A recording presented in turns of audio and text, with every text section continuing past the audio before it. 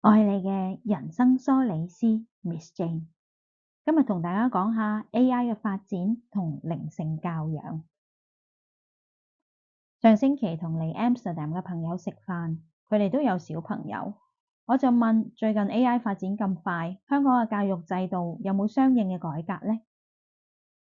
朋友話教育署有撥更加多嘅款項，等啲學生學下點樣用 AI 咯。但係呢個唔係我想聽嘅答案啊！我自己喺度檢討，係咪我問嘅問題問得唔夠準確呢？大家都繼續輕鬆咁樣食飯，我就冇再問落去啦。我可能應該問 AI 會大大咁樣改變人類嘅生活同埋工作，香港嘅教育有冇檢討響 AI 時代到底乜嘢係教育嘅真正意義呢？或者呢個題目喺飯台上嚟講實在太嚴肅啦，所以我哋就繼續食飯，留返今日我做一條 video 同大家分享下我嘅見解。其實 AI 嘅發展同靈性嘅發展係同步嘅。當 AI 發展得越蓬勃，人嘅靈性發展亦都需要發展得更蓬勃，包括點樣將靈性嘅概念帶入教育制度。聽到呢度，腦海係咪浮出咗好多問號啊？就由我人生梳理師 Miss Jane 同大家解釋下靈性同教育結合嘅 Why、What、How。點解我哋要將靈性嘅理解加入去教育入面呢？當 AI 可以做越嚟越多人類做嘅嘢，就連爸爸媽媽自己都擔心我哋嘅工作俾 AI 取替嘅時候，我哋擔心小朋友將來做啲乜嘢先至唔會失業，呢一種恐懼係可以理解嘅。呢一種恐懼係來自乜嘢呢？呢個恐懼來自我哋一直將小朋友當一部電腦咁樣嚟教，咁樣教出嚟嘅細路，佢所專長嘅唔係就係而家電腦用 machine learning 就可以掌握個技巧咩？將來當 AI 取替晒而家大部分嘅職業，剩翻落嚟嘅就只有人可以做嘅職業。所以重點係而家嘅教育一直都冇將小朋友當成人咁樣嚟教啊！人同電腦嘅分別係乜嘢啊？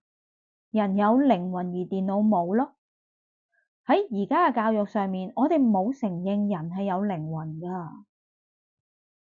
我哋而家將教育分成幼稚園、小學、中學同大學，打算用21年嘅時間將啲知識灌輸入小朋友個腦度。細路仔嘅時候就填鴨式咁樣直接輸入啦，大一啲咧就將佢哋內置一個 machine learning 嘅機制，等佢哋機械式咁樣大量輸入資料，將小朋友塑造成為一部有手有腳識行路嘅電腦咯。而且我哋仲會定期用考試嚟睇下資料輸入係咪完整，嗰啲冇辦法輸入完整嘅小朋友，就喺唔同嘅升學關卡度將佢淘汰咯。而嗰啲所謂全人教育，只不過係將全部人訓練成所謂嘅明日領袖。我哋將領袖嘅特質強行輸入小朋友嘅行為模式度。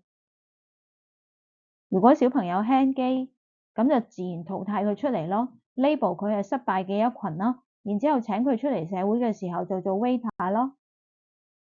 事實上，一個專業嘅 waiter 一啲都唔失敗。當 AI 更成熟嘅時候，為人帶嚟一場美好嘅體驗，呢種嘅能力將會成為非常罕有嘅能力。但係因為教育，我哋嘅價值觀都扭曲啦。我哋而家嘅教育就係玩緊一個咁樣嘅遊戲。記住，人係有靈魂噶，唔係每一個靈魂都係嚟做模範生噶，唔係每一個靈魂都嚟做我哋所謂嘅領袖噶。可能講遠咗啦。所以如果人冇靈魂呢，我哋所做嘅所有工作都將會被 AI 取替。你試諗下，如果一個心理學家每一日見 patient 嘅時候都好似 ChatGPT 咁樣機械式咁樣對話嘅話，無論佢之前考試攞幾多個 A，佢入到個學校排名有幾高，佢個飯碗都唔知保唔保得住啊！將來嘅 consultation 需要係一場靈魂嘅對話。而家教育有教我哋點樣同 client 嘅靈魂一齊做嘢嘛？世界變咗啦，真係徹底咁樣變咗。我哋作為父母，唔通仲唔行動咩？等到政府改好佢嘅教育體制，都唔知要等幾多個10年。我哋為咗細路仔，我哋而家就要更改我哋嘅教養方針啦。我哋唔係政府，我哋唔需要攞 approval 先至去改革我哋嘅教養策略㗎。而家係時候啦，我哋需要承認人係有靈魂㗎。我哋開始用呢個基礎去鋪排小朋友嘅教育。What？乜嘢係以小朋友有靈魂為基礎嘅教育呢？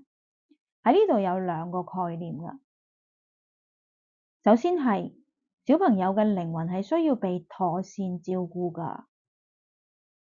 基督教同天主教都有一個講法，話每一個小朋友都係上天俾我哋嘅禮物。但係點解有啲父母打開份禮物嘅時候，會發現小朋友有自閉症、有過度活躍症、有抑鬱症、有焦慮症，甚至小朋友幾歲就有自殺傾向？呢一切係因為我哋冇正確咁樣打開呢份禮物嘅結果嚟㗎。你試諗下，我哋未曾打開份禮物就決定考驗下佢，從1樓將佢掉落地下。當你打開份禮物，你只會見到禮物嘅碎片，或者你心入面想收到一份正正方方嘅禮物，而眼前係一件3尖8角嘅禮物。咁你決定將份禮物矯形，試下將嗰啲突出嘅角剪咗落嚟。咁樣，當你拆開份禮物嘅時候，嗰個只係一件唔完整嘅殘肢。我哋父母需要認真咁樣認識禮物係點樣處理㗎。我哋要認識小朋友嘅靈魂係點樣 unfold 㗎。點樣一步步小心咁樣打開一層層冚住喺靈魂上面嘅面紗。目標係喺21歲之前，我哋成功打開呢一份神秘嘅禮物，讓呢一個完美嘅靈魂走入社會。第二，小朋友嘅靈魂需要被尊重。每一個人，包括小朋友，都帶住佢嘅天命。我哋投胎嚟做人，有一個特定嘅 life mission 需要實行。呢個天命唔到父母去揀㗎，呢個天命係由小朋友嘅靈魂自己決定嘅。我哋父母嘅角色只係負責確保小朋友嘅教育，允許佢有足夠嘅能力同埋足夠嘅力量去完成佢嘅天命。當然，更加理想嘅係我哋父母可以主動咁樣幫助小朋友重新記起佢嘅天命。How？咁父母應該點樣確保小朋友嘅靈魂被妥善照顧同埋被尊重呢？關於照顧，可能我哋睇鬼片睇得多，我哋成日都以為靈魂同身體結合就好似鬼上身咁樣，啜一聲就完成。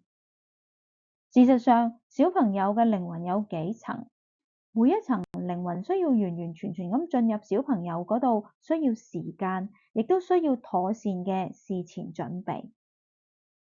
呢一啲係父母唔可以唔知道嘅靈性知識嚟嘅。靈性父母嘅學習就係要認識呢一個過程，同埋其中父母點樣守護小朋友完美咁樣同靈魂結合嘅過程。第二，關於尊重，要尊重我哋嘅小朋友嘅靈魂，我哋首先要睇見小朋友嘅靈魂，睇見佢嘅特性。喺而家呢個時代，業力法則同以前舊有嘅理解已經唔一樣。喺呢個時代，一切既定嘅所謂命運，其實都係靈魂有意識嘅選擇。所以靈魂嘅特性同埋氣質，其實係佢嘅靈魂有意識嘅選擇嚟㗎。縱使你覺得有上進心嘅人先會成功，但係你嘅小朋友就係冇力爭上游嘅動力。其實呢一種面對競爭嘅取態，係小朋友靈魂嘅選擇。點樣處理我哋對於小朋友前途嘅恐懼？點樣學習100%咁樣接納小朋友嘅選擇？呢一個就係父母嘅學習啦，亦都係我哋作為父母嘅靈性成長重要嘅一課。當我哋真係掌握到啦，我哋就知道點樣為小朋友選擇適合嘅教育、適合嘅課外活動。我哋亦都識得同老師交流嘅時候，點樣用正確嘅方法請老師以乜嘢方式同我哋嘅小朋友互動。第三，關於天命。關於小朋友嘅天命，我哋有主動同被動嘅角色，可以幫佢哋記起佢哋嘅天命㗎。我哋先講下比較容易嘅被動嘅角色啦。我哋唔好干擾小朋友發展出佢嘅獨特個性，我哋唔好去扭曲佢哋嘅性格，等佢哋可以如其本性咁樣長大。呢一種唔干擾係一個非常之重要嘅一步。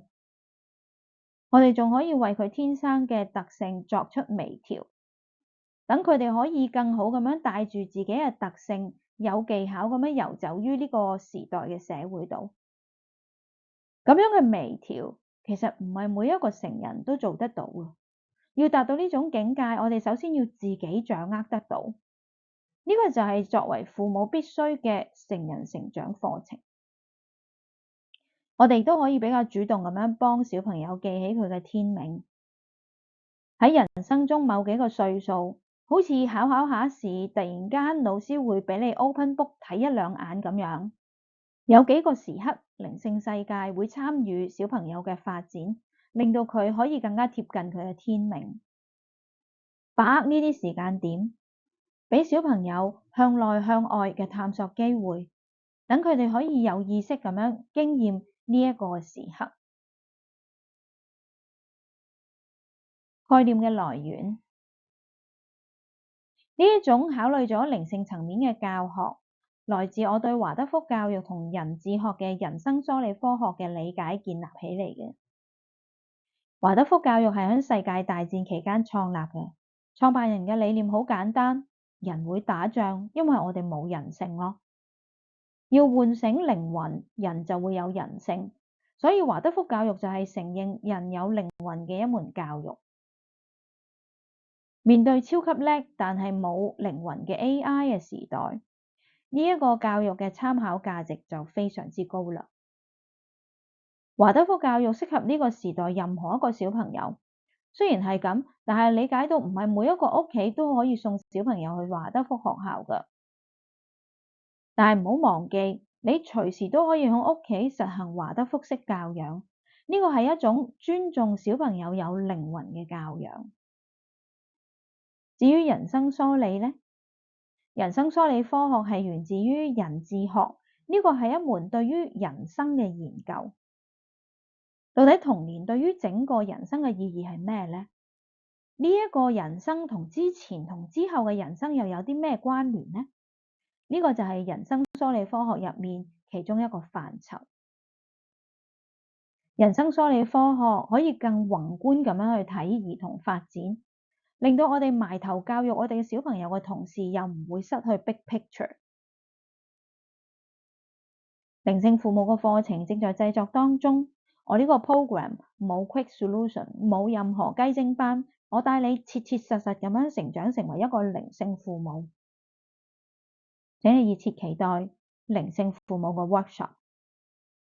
記住，我係你嘅人生梳理師 Miss Jane，我要開啟你同你小朋友嘅靈性發展之旅。